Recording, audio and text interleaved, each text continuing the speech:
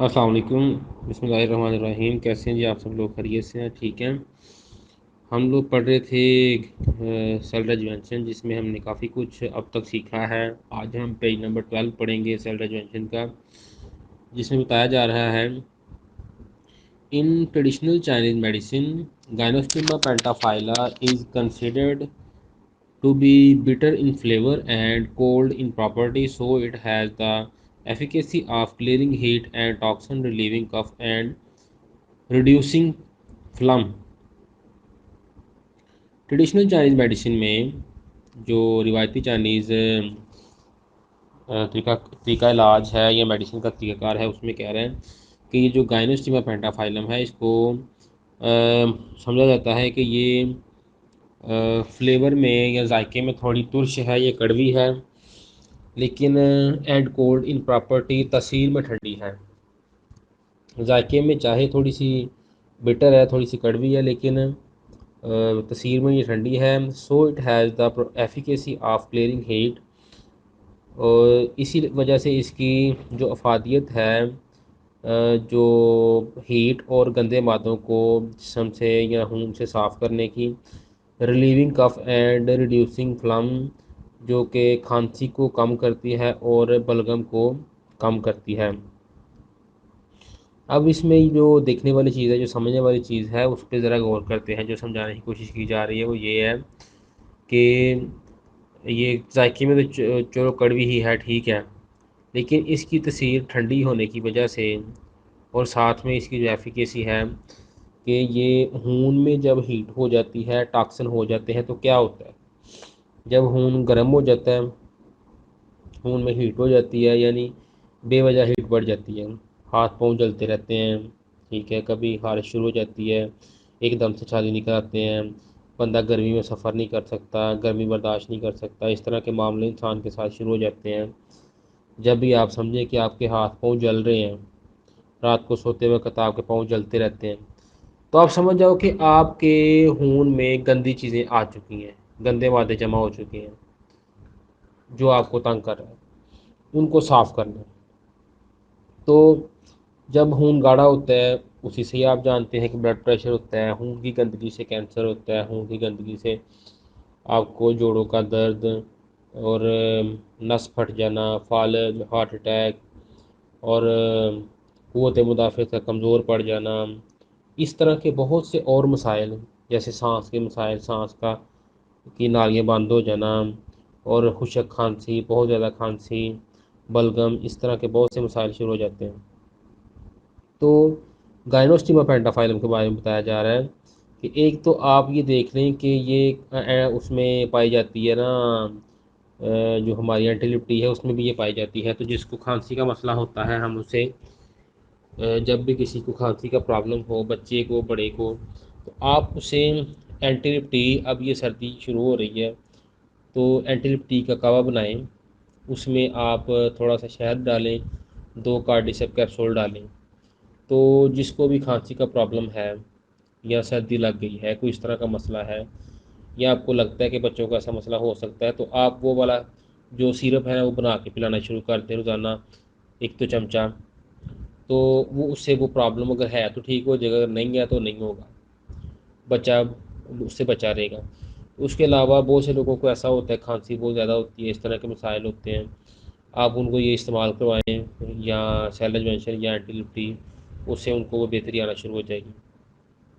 तो ये जो गाइनोस्टिमा पेंटाफाइलम है, ये सेलजमेंशन में भी इस्तेमाल होती है और एंटीलिप्टी में भी इस्तेमाल होती है, जिसके जो आपने इसके पढ़े हैं, इसके फ़वाइद ये हैं कि खून से एक्स्ट्रा हीट को साफ़ करती है और गंदे मादों को साफ़ करती है और कफ को से रिलीफ देती है और बलगम को साफ़ करती है।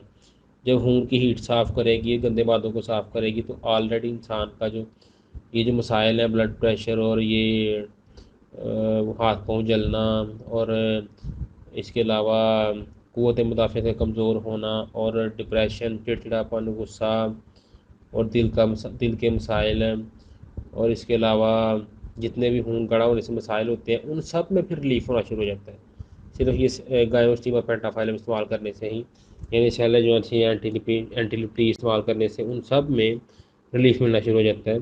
यानी बेसिकली चीज़ ये है कि खून से गंदगी साफ़ हो जाती है।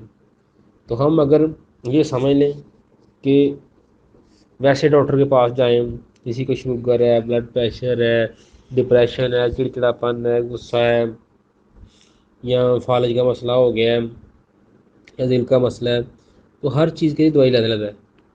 लेकिन यहाँ पे एक ही चीज़ जो है वो इन सब मसाइल से बचा रही है। समझने वाली बात ये है कि यानी हमने सबसे पहले तो बीमारी आने का इंतज़ार नहीं करना, हमने हर साल इसको एक डब्बी को इस्तेमाल करना है ताकि हम इन चीज़ों से बच सकें। उसके बाद वो कह रहे हैं कि गाइनोस्टिमा पेंटाफाइला एडजस्ट ब्लड लिपिड, खून का जो लिपिड लेवल है, जो चर्बी है जिससे खून जम जाता है, उसको एडजस्ट करती है, उसका लेवल बरकरार करती है। जो जेन्युइन होना चाहिए उसको बढ़ने नहीं देती, खून को जमने नहीं देती है। जिन लोगों का खून जमा हुआ है, जम जाता है, खून गाढ़ा है, चिकनाई ज़्यादा है खून में, उनके लिए ये बहुत ज़बरदस्त है। और जो चाहते हैं कि हमें ये मसला ना हो, उनके लिए बहुत ज़बरदस्त है, उनको चाहिए कि ये इस्तेमाल करते रहें।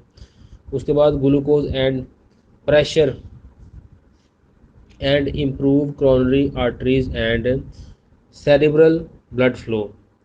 ग्लूकोज को मतलब जो एडजस्ट करती है, या जिनको शुगर है वो अगर इस्तेमाल करेंगे तो शुगर लेवल मेंटेन होगा, नॉर्मल पे आ जाएगा। ब्लड प्रेशर है तो वो नॉर्मल होना शुरू हो जाएगा। उसके बाद इम्प्रूव कोरोनरी आर्टरीज वो आर्टरीज हैं जो दिल को खून देती हैं। कुछ तो वो नालियाँ जो खून दिल से खून लेके आगे जाती हैं, यानी जिस्म से खून लेकर फिर दिल को देती हैं, फिर दिल आगे उनके ज़रिए बॉडी को देता है।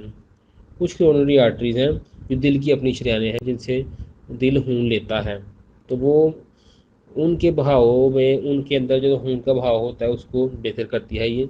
एंड सेरिब्रल ब्लड फ्लो, दिमाग में खून के बहाव को बेहतर करती है ये। अब दिमाग में जो ब्लड सर्कुलेशन है उसको कहते हैं माइक्रो सर्कुलेशन, यानी जो बारीक नालियों में जो सर्कुलेशन होती है उनको माइक्रो सर्कुलेशन कहते हैं। और माइक्रो सर्कुलेशन को बेहतर करने के लिए दुनिया में हमारे जो पास जो चीज़ें हैं, ये एंटी लिप टी है, सेल डिजोनेशन यहाँ है, या एंटी लिप टी है, या ये BCM है, इसके अलावा दुनिया में कोई भी चीज़ नहीं है इसको ठीक करने के लिए माइक्रो सर्कुलेशन को।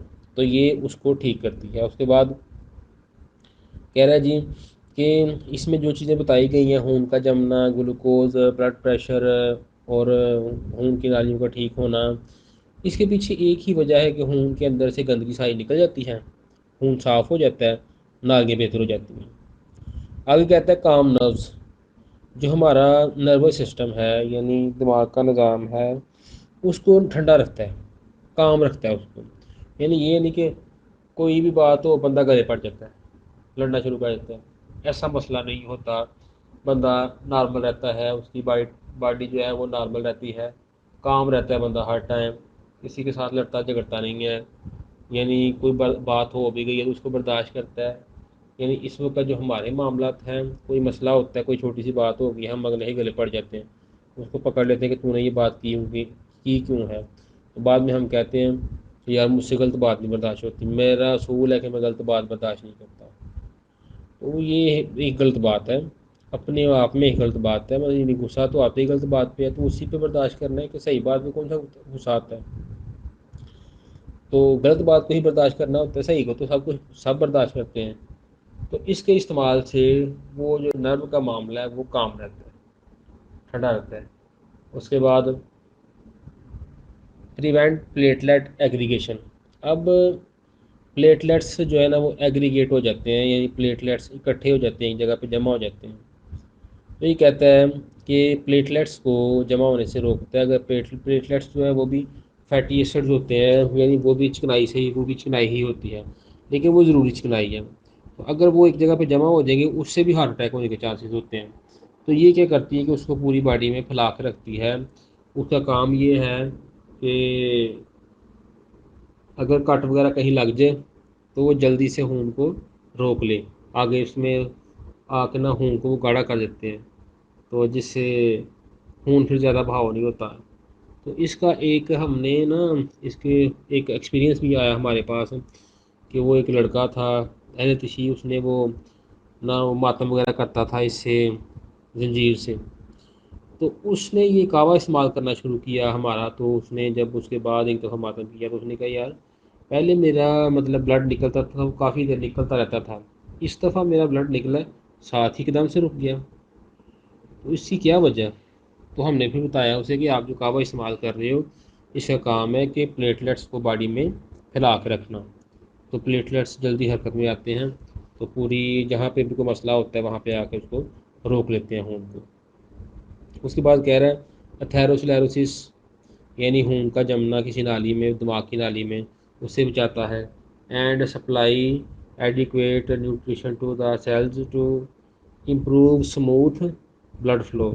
तो वो कह रहा है कि मुनासिब जो गजाइत है, गजाई अज्जा है, वो सेल्स को मुहैया करता है, जो कि जिससे खून का बहाव जो है वो स्मूथ रहता है। So as to prevent cardiovascular and cerebrovascular disease. तो इस तरह से ये सारे जब ये काम होते हैं तो इस तरह से ये दिल के मसाइल और दिमाग के मसाइल से, जो दिल और दिमाग की नालियों के मसाइल हैं, उससे ये उन बीमारियों से बचाता है। एंटीऑक्सीडेंट है, एंटी यानी ऑक्सीडेशन जहाँ पे भी होती है, गलने सड़ने का अमल होता है, उससे ये बचाता है।